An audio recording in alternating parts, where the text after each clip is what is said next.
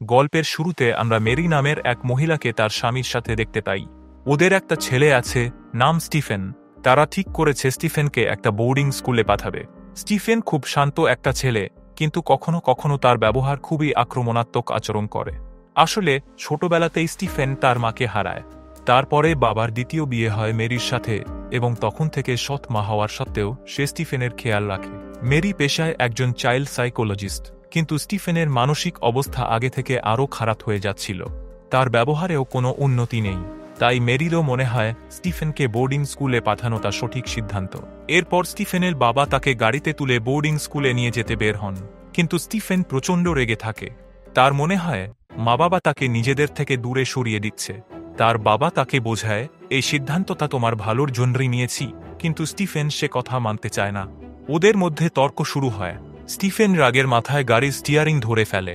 এতে তার বাবার গাড়ির ওপর নিয়ন্ত্রণ হারিয়ে যায়, আর তাদের গাড়ির একটা ভয়ঙ্কর অ্যাক্সিডেন্ট হয়ে যায়। এই দুর্ঘটনায় স্টিফেনের বাবার মৃত্যু হয়, আর স্টিফেন কোমায় চলে যায়। 6 মাস পরে আমরা আবার স্টিফেনকে দেখি। সে বেঁচে আছে ঠিকই, কিন্তু কোনো প্রতিক্রিয়া নেই। সে পুরোপুরি প্যারালাইজড হয়ে গেছে। সারাক্ষণ তাকে দেখাশোনার দরকার হয়। সে প্রায় সময় হুইল চেয়ারে বসে থাকে। মেরি প্রতিদিন তাকে স্নান করায়, খাওয়ায়, ওষুধ খাওয়ায়, আর সম্পূর্ণ খেয়াল রাখে। স্বামীর মৃত্যু আর ছেলের এই অবস্থার পর মেরি পুরোপুরি একা হয়ে গেছে। একটা ছোট ছেলে আছে যার নাম টম। সে বোবা আর মেরির পেশেন্ট।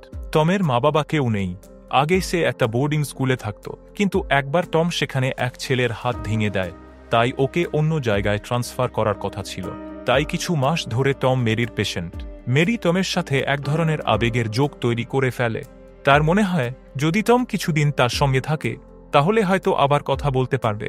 কিন্তু সরকারি অফিসাররা মেরির কথা মানে না, আর তারা টমকে নিয়ে চলে যায়। রাতে মেরি তার ডাক্তার বন্ধুর সঙ্গে ভিডিও কলে কথা বলছে।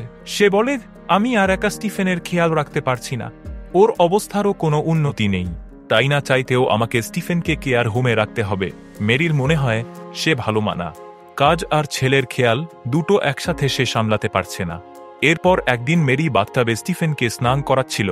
হঠাৎ সে স্টিফেনকে ডুবিয়ে মারার চেষ্টা করে। তার মনে হচ্ছিল স্টিফেনের এই কষ্ট থেকে তাকে মুক্তি দেওয়া দরকার। কিন্তু এসব ছিল মেরির একটা দুঃস্বপ্ন। ঘুম ভেঙে মেরি আতঙ্কে উঠে বসে। তখনই বাইরে কিছু আওয়াজ শুনতে পায়। সাহস করে সে রাতে বাইরে যায়। সে শুনতে পায় তার গাড়ির হর্ন বাজছে। সেটা দেখে সে ভয় পেয়ে যায়। তার মনে হয় কেউ যেন ওর বাড়ির আশেপাশে আছে। সে পুলিশে ফোন করে দেয়। তারপর সাহস করে গাড়ির দিকে এগিয়ে যায়। গিয়ে দেখে গাড়ির কাঁচ ভাঙা আর ভেতরে টম বসে আছে। আসলে টম চেয়েছিল মেরির সাথেই থাকতে, তাই সে এখানে চলে আসে। মেরি টমকে নিজের ঘরের ভিতরে নিয়ে আসে আর পুলিশকে ফোন করে জানায় এখন সব ঠিক আছে। তারপর মেরি সরকারি অফিসারকে ফোন করে টমের ব্যাপারে জানায়। সে ফোনে কথা বলার সময় হঠাৎ করে ঘরের দরজাটা বন্ধ হয়ে যায়। মেরি টমের কাছে গিয়ে দেখে সে ঘরে নেই, দরজা খোলা। মেরি টমকে বাইরে খুঁজতে বের হয়, কিন্তু কোথাও খুঁজে পায় না। তার মনে হয় টম হয়তো পালিয়ে গেছে, তাই সে পুলিশে ফোন করে। পরদিন পুলিশ মেরির বাড়িতে আসে। ওদের শহরে তখন খুব ঠান্ডা আর বাইরে বরফ জমে আছে। পুলিশ মনে করে হয়তো টম কোথাও হারিয়ে গেছে, আর এই ঠান্ডায় কোথাও হারিয়ে গেছে, আর হয়তো মারা গেছে। এই কথা শুনে মেরি পুরোপুরি ভেঙে পড়ে, কারণ সে টমের খুব কাছের ছিল। রাতের বেলায় যখন মেরি ঘুমোচ্ছিল, তখন হঠাৎ তার ঘুম ভেঙে যায়। তখনই ও অদ্ভুত অদ্ভুত শব্দ শুনতে পায়, যার ফলে মেরি খুব ভয় পেয়ে যায়। সে বাড়ির বাইরে বেরিয়ে আসে দেখতে, কিন্তু আশেপাশে কেউ নেই। এমনই অনেক রাত ধরে মেরি এই অদ্ভুত আওয়াজগুলো শুনতে থাকে, যেমন কেউ যেন ফ্লোরে হাঁটছে, জানলা আপনা আপনি খুলে যাচ্ছে, আবার কখনো হঠাৎ করে লাইট নিভে যাচ্ছে। এক রাতে তো এমন হয়, টম হঠাৎ মেরির ঘরে ঢুকে পড়ে আর ওর মুখ চেপে ধরে, যেন কিছু বলতে না পারে। এর পরের দিন সকালে মেরি ভাবে ডাক্তার বন্ধুর সঙ্গে কথা বলা উচিত, কারণ ওর মনে হচ্ছে হয়তো সত্যিই কোনো ভূত ওর সঙ্গে এসব করছে, কিংবা হয়তো ওর নিজের মাথারই সমস্যা হচ্ছে। এইসব জিনিস ওকে ভীষণভাবে বিরক্ত করে তুলছে। ওর সেই ডাক্তার বন্ধু যখন সব শুনে, তখন বলে, তোমার প্যারাসোমনিয়া আর স্লিপ ডিসঅর্ডার আছে, এই জন্যই তুমি টম আর স্টিফেনকে দেখতে পাচ্ছ, শুনতে পাচ্ছ। ডাক্তার ম্যারিকে বলেন যেন ও বেশি স্ট্রেস না নেয়, কিছু ওষুধ খায় আর ব্লাড টেস্ট করায়। কিন্তু ম্যারি বলে, না, আমার কোনো অসুখ হয়নি, আমি নিজে চোখে দেখে কানে শুনেছি এসব। এরপর ও একটা নার্সকে ডেকে ব্লাড টেস্টের জন্য রক্ত দেয়। পরের দিন ম্যারি বাড়িতে একটা পেশেন্টের সঙ্গে থাকে। কিছুক্ষণ পরে সেই পেশেন্টের বাবা আসে ছেলেকে নিয়ে যেতে। ম্যারি ওই লোকটার সঙ্গে দেখা করে কথা বলে। তখন ওই লোকটা, যেই সদ্য ডিভোর্সড, ম্যারিকে ডেটের প্রস্তাব দেয়। কিন্তু ম্যারি বলে, আমার স্বামী কয়েক মাস আগেই মারা গেছেন, আমি এসবের জন্য তৈরি না। তাই সে রেগে গিয়ে তাকে নিষেধ করে দেয়।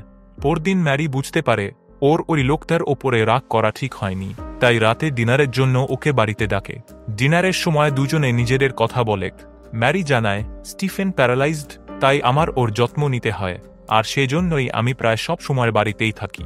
ডিনারের পরে লোকটা ওর বাড়ি ফিরে যায়, আর ম্যারি স্টিফেনকে শুয়ে দিয়ে নিজের ঘুমোতে যায়। রাতে হঠাৎ একটা আওয়াজে ওর ঘুম ভেঙে যায়। বাইরে বেরিয়ে আসে, চারপাশটা খুব ঝাপসা দেখাচ্ছিল। ম্যারি স্টিফেনের ঘরে যায়, কিন্তু দেখে স্টিফেন তো বিছানাতেই নেই। তখন হঠাৎ একটা ছোট দরজার ভেতর থেকে আওয়াজ আসে।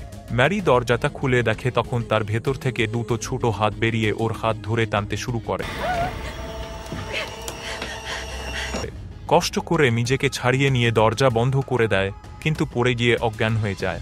পরের সকালে সেই জায়গাতেই ওর জ্ঞান ফেরে। ওর মনে হয় হয়তো এটা সবই একটা দুঃস্বপ্ন ছিল, হয়তো ঘুমের ঘোরে এসব হয়েছে। ম্যারি আবার স্টিফেনের ঘরে যায়। এবার দেখে স্টিফেন বিছানায় আছে, কিন্তু কাছে গিয়ে দেখে ওর মুখে নখের আঁচড়ের দাগ। এ দেখে ও একেবারে ভয় পেয়ে যায়। তারপর ম্যারি খবর থেকে জানতে পারে টম মরে গেছে। এটা শুনে ম্যারি একেবারে ভেঙে পড়ে, কারণ টম ওর খুব কাছের ছিল। এবার ও ভাবতে শুরু করে হয়তো টমের আত্মাই ওকে ভয় দেখাচ্ছে। এই কথা আবার ও নিজের সেই ডাক্তার বন্ধুকে বলে। ডাক্তার বলে, তুমি যা ভাবছ এটা সবই তোমার ভ্রম। ম্যারি বলে, আমি জানি না আমার সঙ্গে কি হচ্ছে। আমি বাড়ির বেসমেন্ট ফ্লোরে কারো হাঁটার শব্দ, দরজার খুলে বন্ধ হওয়ার আওয়াজ শুনতে পাই। ডাক্তার ওকে শান্ত থাকতে বলে আর বলে, ব্লাড রিপোর্ট না আসা পর্যন্ত অপেক্ষা করো। ঠিক তখনই সেই লোকটা আসে, যেই ম্যারির সঙ্গে ডিনার করেছিল। এসে বলে, একটা সাইক্লোন আসছে, তোমাকে তোমার ছেলেকে নিয়ে নিরাপদ জায়গায় চলে যাওয়া উচিত। কিন্তু ম্যারি ওর কথা মানে না। তখন লোকটা জানায়, টম এখনও মারা যায়নি। আসলে পুলিশ যেই মৃতদেহ পেয়েছিল সেটা টমের বয়সের এক অন্য ছেলে ছিল। এ কথা শুনে ম্যারি একটু হলেও স্বস্তি পায়। কিছুক্ষণ পরে ম্যারির কাছে ওর ডাক্তারের বন্ধুর ভিডিও কল আসে ল্যাপটপে। ম্যারির ব্লাড রিপোর্ট এসে গেছে। ওটা দেখে ডাক্তার রেগে গিয়ে বলে, তুই আলাদা আলাদা ধরনের ওষুধ খাচ্ছ কেন? যদি ঘুমের ওষুধ দরকার হতো তাহলে আমায় বলতে পারতে। তুমি স্টিফেনের ওষুধ কেন খাচ্ছ? এ কথা শুনে ম্যারি বলে, আমি কোনো ওষুধ খাইনি। তারপর সে বলে, এই নিয়ে পরে কথা বলবো, আর ডাক্তার ভিডিও কল বন্ধ না করেই চলে যায়। ঠিক তখনই ওর বেসমেন্ট থেকে একটা আওয়াজ আসে। ম্যারি সেটা দেখে আসতে যায়। এদিকে ল্যাপটপের স্ক্রিনে ডাক্তার দেখে স্টিফেন ম্যারির বাড়ির ভিতর হাঁটছে। ওটা দেখে ও একেবারে অবাক হয়ে যায়, আর সঙ্গে সঙ্গে ম্যারিকে ফোন করে জানাতে যায়। কিন্তু তখন ম্যারি বেসমেন্টে। ওখানে গিয়ে ম্যারি টমকে দেখে ফেলে। ঠিক তখনই স্টিফেন এসে ম্যারিকে আঘাত করে অজ্ঞান করে দেয়। কিছুক্ষণ পরে ম্যারির জ্ঞান ফেরে। সে নিজেকে নগ্ন অবস্থায় একটা বাথটাবে তারের সঙ্গে বাঁধা অবস্থায় পায়, আর স্টিফেন নিজের হাতে ম্যারিকে স্নান করাচ্ছে, যেমন করে আগে ম্যারি স্টিফেনকে করাতো। ম্যারি অবাক হয়ে জিজ্ঞেস করে, তুমি আমার সঙ্গে এসব কেন করছো? স্টিফেন বলে, যেভাবে তুমি আমার যত্ন নিচ্ছিলে এখন আমিও তোমার ঠিক সেইভাবেই যত্ন নিচ্ছি। আসলে স্টিফেনের মাথার অবস্থা ঠিক ছিল না। ছোটবেলায় ওর মা মারা গিয়েছিল। তারপর থেকে ওর সৎ মা ম্যারি ওকে বড় করেছে। কিন্তু যখন স্টিফেন একটু বড় হলো তখন সে ম্যারির প্রতি আকৃষ্ট হয়ে পড়ে। সব সময় ওর সঙ্গেই থাকতে চাইত। আর যখন ওকে ম্যারির কাছ থেকে দূরে পাঠানো হচ্ছিল তখন ও সেটা সহ্য করতে পারেনি। সে ম্যারিকে বলে, সেদিন আমি ইচ্ছা করে অ্যাক্সিডেন্ট করিয়েছিলাম আর আমার বাবাকে মেরে ফেলেছিলাম। অ্যাক্সিডেন্টের পর আমার শরীর কোনোদিনই প্যারালাইজড হয়নি। আমি এসব নাটক করছিলাম যাতে আমি তোমার সঙ্গে থাকতে পারি। ও মনে করত ম্যারি একমাত্র ওর ভালোবাসা। আসলে ভালোবাসা না, ওটা এক অসুস্থ, বিপজ্জনক পাগলামো আর দখলের মিশেল ছিল। স্টিফেন আবার বলে, সব ঠিকঠাক চলছিল, আমি খুশি ছিলাম। কিন্তু তারপর টম এল, যার সঙ্গে তুমি বেশি মিশতে শুরু করলে। তুমি আমার থেকে দূরে সরতে লাগলে, আর এটা আমি সহ্য করতে পারিনি। সেই রাতে তুমি যখন টমকে বাড়িতে এনেছিলে, আমি দরজা বন্ধ করে ওকে কিডন্যাপ করি আর বেসমেন্টে আটকে রাখি, যাতে ও না খেতে পেয়ে মরে যায়। স্টিফেন বলে, আমি তোমার খাবারের মধ্যে আমার ওষুধ মিশিয়ে দিতাম যাতে তুমি কনফিউজ থাকো, আর রাতে আমি ঘোরাফেরা করতে পারি। যেদিন তুমি একবার টমকে দেখেছিলে তোমার মনে হয়েছিল ওটা স্বপ্ন বা কল্পনা, কিন্তু না, সেদিন তুমি সত্যিই টমকে দেখেছিলে যে আমার হাত থেকে পালাচ্ছিল। মানে ম্যারি যেটা ঘরে দেখে শুনছিল সবটাই সত্যি ছিল। স্টিফেন একজন ভীষণ পজেসিভ আর বিপজ্জনক ছেলে। সে কাউকেই তার জায়গা নিতে দিতে চায় না। তাই এখন ও টমকে মারতে চায় আর ম্যারিকে নিজের কাছে রাখতে চায়।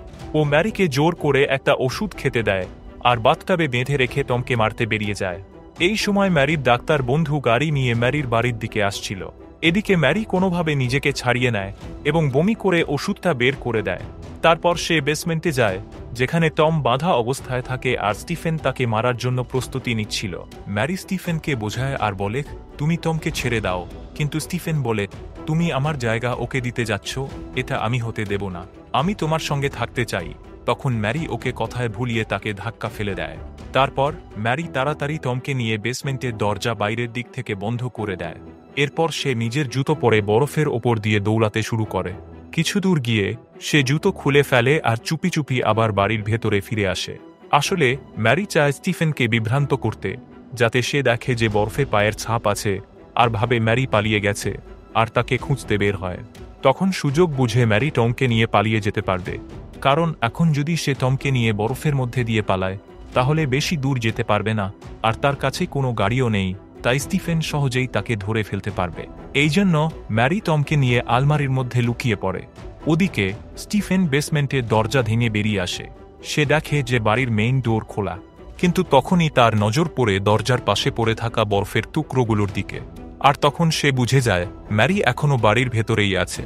এরপর স্টিফেন পুরো বাড়ি ঘুরে ঘুরে ম্যারিকে খুঁজতে থাকে। এই সময় ম্যারির এক ডাক্তার বন্ধু সেখানে এসে পৌঁছায় আর ডাকতে থাকে ম্যারিকে।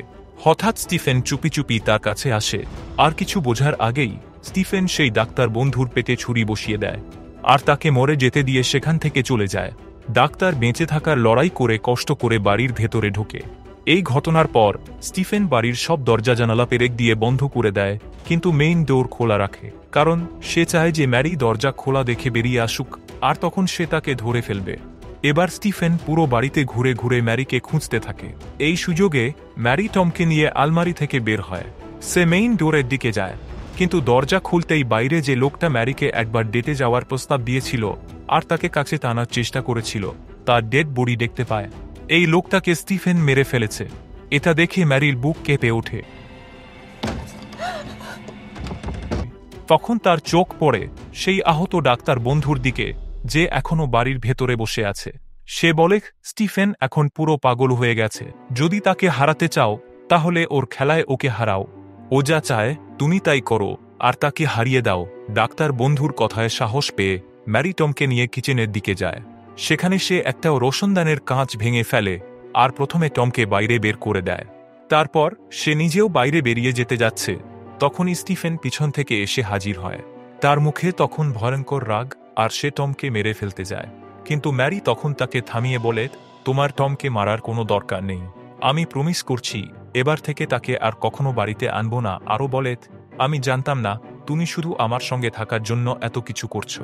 যদি আগে জানতাম তাহলে কখনো তোমাকে ছেড়ে যেতাম না। এই কথা শুনে স্টিফেন একটু শান্ত হয়ে যায়, কিন্তু হঠাৎই ম্যারি পাশে রাখা একটা প্যান দিয়ে স্টিফেনের মাথায় জোরে আঘাত করে। স্টিফেন মাটিতে পড়ে যায়। ম্যারি তখন টমকে নিয়ে দৌড়ে বেরিয়ে যায়, কিন্তু পেছন থেকে স্টিফেন আবার উঠে পড়ে আর একটা হাতুড়ি নিয়ে তাদের পেছনে দৌড়াতে শুরু করে। ম্যারি আর টম দৌড়ে দৌড়ে একটা জলের ঝিলের কাছে চলে আসে। স্টিফেন টমকে ধরতে দৌড়াচ্ছে।